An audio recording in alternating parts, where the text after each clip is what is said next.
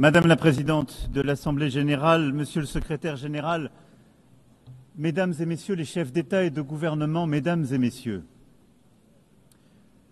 nous sommes là car le temps est venu. Le temps est venu de libérer les 48 otages détenus par le Hamas. Le temps est venu d'arrêter la guerre, les bombardements à Gaza, les massacres et les populations en fuite. Le temps est venu car l'urgence est partout. Le temps de la paix est venu, car nous sommes à quelques instants de ne plus pouvoir la saisir. C'est pour cela que nous nous retrouvons aujourd'hui. Certains diront trop tard, d'autres diront trop tôt.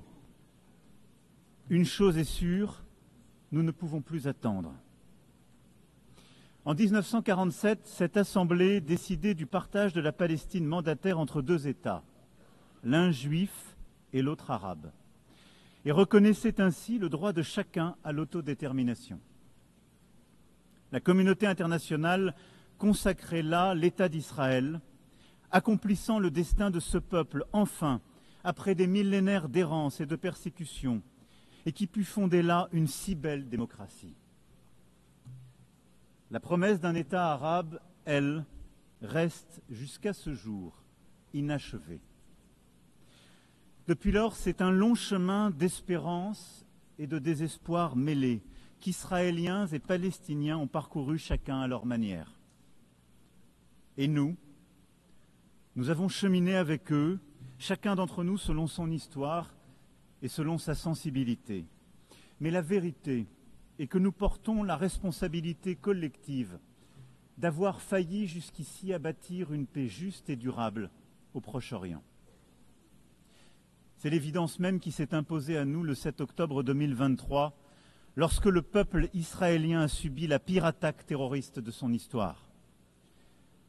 1224 hommes, femmes et enfants tués, 4834 hommes, femmes et enfants blessés, 251 hommes, femmes et enfants enlevés.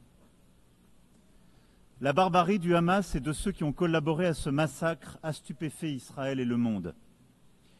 Le 7 octobre est une blessure encore vive pour l'âme israélienne comme pour la conscience universelle.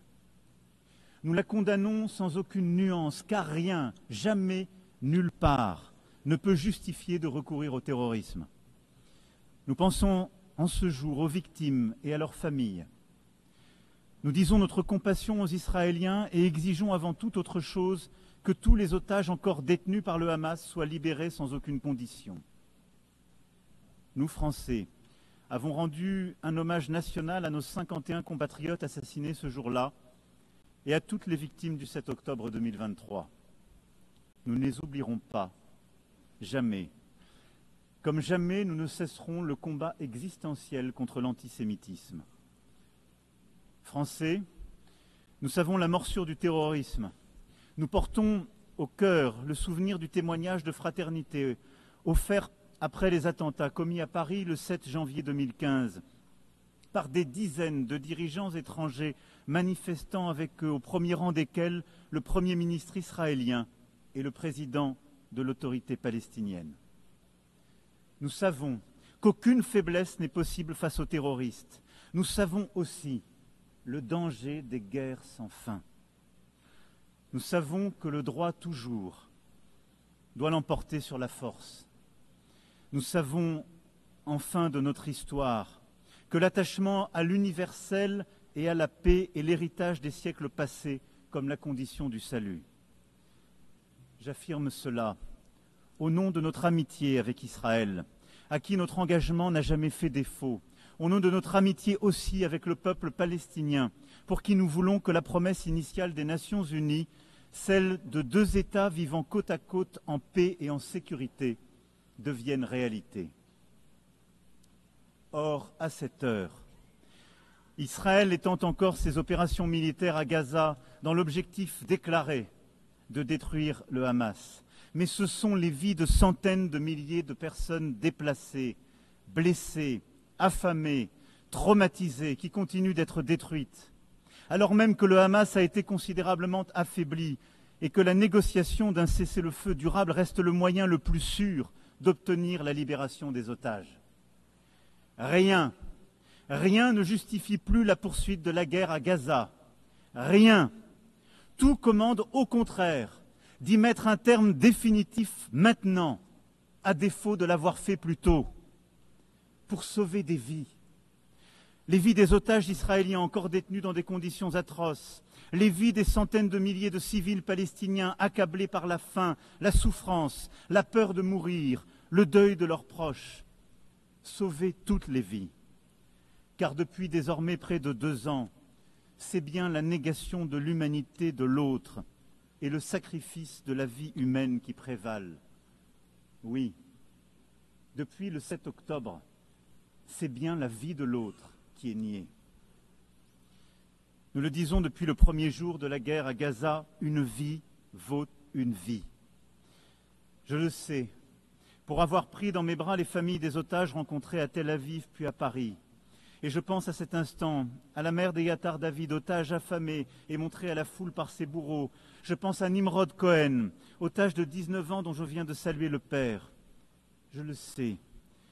Pour être allé aussi au chevet des victimes palestiniennes des opérations militaires israéliennes, réfugiés à Al-Arish, des femmes, des enfants, dont je n'oublierai pas le regard.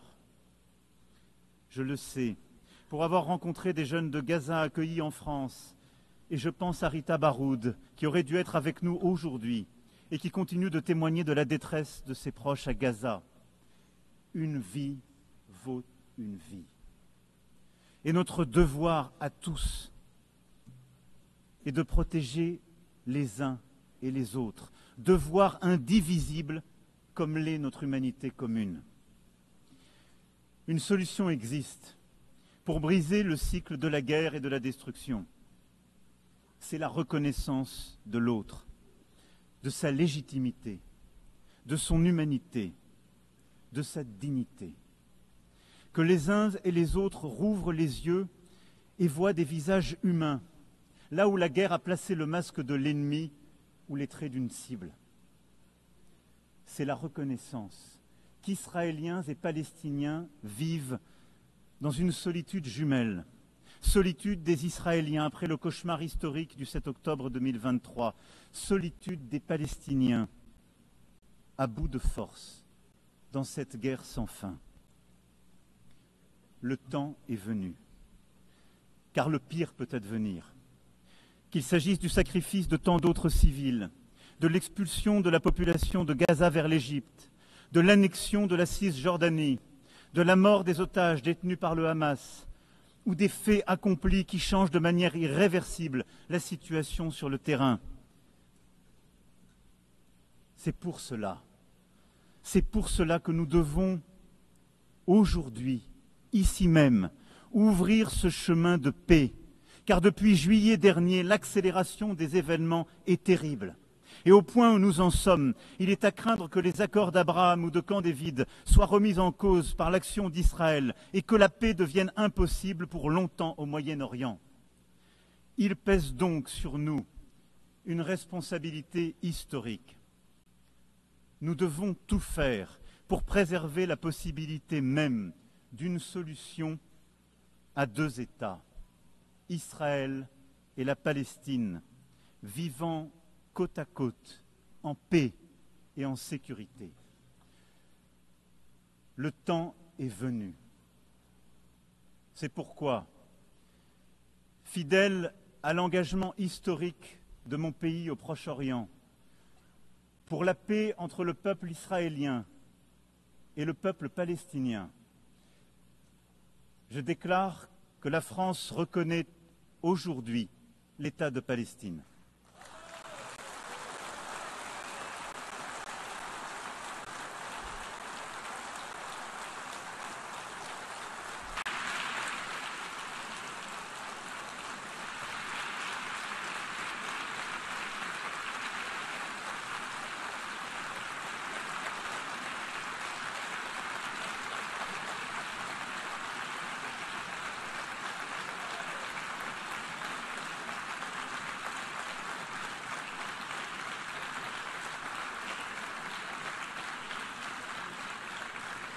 Cette reconnaissance est une manière d'affirmer que le peuple palestinien n'est pas un peuple en trop, qu'il est au contraire ce peuple qui ne dit jamais adieu à rien, pour parler avec Mahmoud Darwish, un peuple fort de son histoire, de son enracinement, de sa dignité. Et la reconnaissance des droits légitimes du peuple palestinien n'enlève rien aux droits du peuple israélien, que la France a soutenu dès le premier jour et au respect desquels elle n'est pas moins attachée. Précisément car nous sommes convaincus que cette reconnaissance est la solution qui seule permettra la paix pour Israël. Jamais la France n'a manqué à Israël quand sa sécurité était en jeu, y compris face aux frappes iraniennes. Cette reconnaissance de l'État de Palestine est une défaite pour le Hamas, comme pour tous ceux qui attisent la haine antisémite, nourrissent des obsessions antisionistes et veulent la destruction de l'État d'Israël. Cette reconnaissance de la France est accompagnée par celles qui seront annoncées aujourd'hui, entre autres, et je les en remercie, celles d'Andorre, de l'Australie, de la Belgique, du Canada, du Luxembourg, de Malte, de Monaco, du Portugal, du Royaume-Uni, de Saint-Marin, qui ont attendu avec nous ce moment. Et saisissant l'appel de juillet dernier, ont fait le choix de la responsabilité, de l'exigence et de la paix. Cela, après le choix fait par l'Espagne, l'Irlande, la Norvège et la Slovénie en 2024 et tant d'autres auparavant. Cette reconnaissance ouvre le chemin d'une négociation utile aux Israéliens comme aux Palestiniens. Ce chemin est celui du plan de paix et de sécurité pour tous que l'Arabie saoudite et la France ont soumis au vote de cette Assemblée qu'il a adopté à une très large majorité. Il porte notre ambition commune de briser l'engrenage de la violence et de changer la donne sur le terrain. Nous avons su faire un pas les uns vers les autres, sortir de nos postures habituelles et nous donner des objectifs concrets. Il nous appartient maintenant, ensemble, de déclencher une mécanique de paix répondant aux besoins de chacun. Le premier temps de ce plan de paix et de sécurité pour tous est celui de l'urgence absolue, celle de coupler la libération des 48 otages et la fin des opérations militaires sur tout le territoire de Gaza. Je salue les efforts du Qatar, de l'Égypte et des États-Unis pour y parvenir et demande à Israël de ne plus rien faire qui entrave leur aboutissement. Le Hamas a été vaincu sur le plan militaire par la neutralisation de ses chefs et de ses décideurs. Il doit l'être sur le plan politique pour être véritablement démantelé. Dès lors que le cessez-le-feu aura été agréé, c'est un effort massif que nous devrons produire collectivement pour porter secours à la population de Gaza. Et je remercie l'Égypte et la Jordanie de leur engagement ici et rappelle à Israël l'obligation absolue qui est la sienne de faciliter l'accès humanitaire à Gaza pour aider une population aujourd'hui démunie de tout. Le deuxième temps est celui de la stabilisation et de la reconstruction à Gaza. Une administration de transition intégrant l'autorité palestinienne, la jeunesse palestinienne, accompagnée de forces de sécurité dont nous accélérerons la formation, aura le monopole de la sécurité à Gaza. Elle mettra en œuvre le démantèlement et le désarmement du Hamas, avec le soutien des partenaires internationaux et les moyens qui seront nécessaires à cette mission difficile. La France est prête à contribuer à une mission internationale de stabilisation et à soutenir, avec ses partenaires européens, la formation et l'équipement des forces de sécurité palestiniennes. Dès lors que la négociation le permettra, le Conseil de sécurité pourra décider le déploiement d'une mission de soutien civil et sécuritaire en liaison avec les autorités palestiniennes, avec le consentement des autorités israéliennes. Il reviendra aussi à l'État de Palestine de rendre espoir à sa population éprouvée par des années de violence, d'occupation, mais aussi de division et d'incurie. Il lui reviendra donc d'offrir à son peuple un cadre d'expression démocratique renouvelé et sécurisé. Le président Mahmoud Abbas en a pris l'engagement auprès du prince Mohammed Ben Salman et de moi-même. Il a condamné avec force les attaques terroristes du 7 octobre 2023. Il a affirmé son soutien au désarmement du Hamas et s'est engagé à l'exclure de la gouvernance à venir de Gaza comme de l'ensemble du territoire palestinien. Il a affirmé son engagement à lutter contre les discours de haine et a promis une rénovation en profondeur de la gouvernance palestinienne. La France sera attentive à la pleine mise en œuvre de chacun des engagements pris auprès d'elle. Cette autorité palestinienne renouvelée est une condition nécessaire à la réussite de l'indispensable négociation qu'il faudra reprendre pour parvenir à un accord sur chacune des questions relatives au statut final. C'est dans ce cadre aussi que je pourrais décider d'établir une ambassade auprès de l'État de Palestine dès lors que tous les otages détenus à Gaza auront été libérés et qu'un cessez-le-feu aura été établi. L'exigence de la France à l'égard d'Israël ne sera pas moins grande.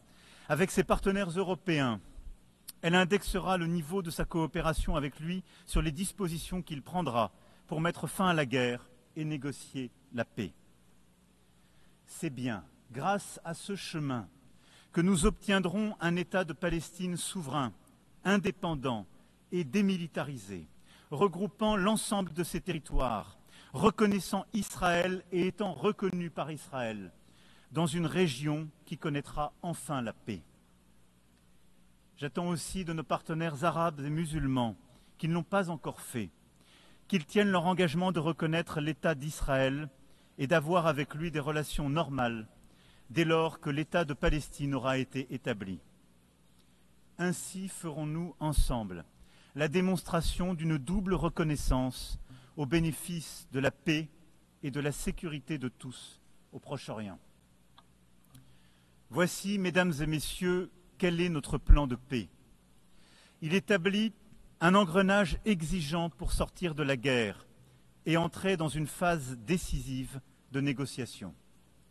Il permet que la paix israélo-palestinienne soit le premier pilier d'une nouvelle architecture de paix et de sécurité au Proche et Moyen-Orient. Il crédibilise aussi la possibilité d'une plus grande intégration économique. Rien ne sera possible sans que les autorités israéliennes s'approprient pleinement notre ambition renouvelée de parvenir enfin à la solution des deux États. Je sais leurs réticences et leurs craintes. J'entends avec beaucoup de respect le peuple israélien, sa tristesse et sa fatigue. Et je veux croire que les autorités israéliennes l'entendront également et sauront s'engager à leur tour. Je sais que le peuple israélien et ses dirigeants peuvent en avoir la force. Je me souviens du jeune homme que j'étais, apprenant l'assassinat terrible d'Yitzhak Rabin, il y a près de 30 ans, tué pour avoir voulu la paix. Au moment où la mort allait le ravir, le guerrier héroïque de l'État d'Israël venait prononcer ces mots. « J'ai fait la guerre aussi longtemps qu'il n'y avait aucune chance de faire la paix. » Cette chance existe, là, aujourd'hui. 142 États proposent cette paix, main tendue, prête à être serrée. Alors oui, le temps est venu d'arrêter la guerre à Gaza, les massacres, la mort, tout de suite. L'urgence nous le commande. Le temps est venu pour Israël de vivre en paix et en sécurité, de la Galilée à la mer Rouge, par la mer Morte, par le lac de Tibériade et par Jérusalem. Le temps est venu de ne plus discuter nulle part l'existence d'un État d'Israël et d'en faire une évidence. Le temps est venu de rendre justice au peuple palestinien et ainsi de reconnaître un État de Palestine, frère et voisin, à Gaza et en Cisjordanie et par Jérusalem. Le temps est venu de chasser de ces terres le visage hideux du terrorisme et de bâtir la paix. Oui, bâtir la paix, c'est ce qui nous rassemble ici. Et telle est l'espérance qui peut se construire, alors que pour certains commence une année nouvelle. C'est un choix à faire, et c'est notre devoir. La paix est beaucoup plus exigeante, beaucoup plus difficile que toutes les guerres. Mais le temps est venu.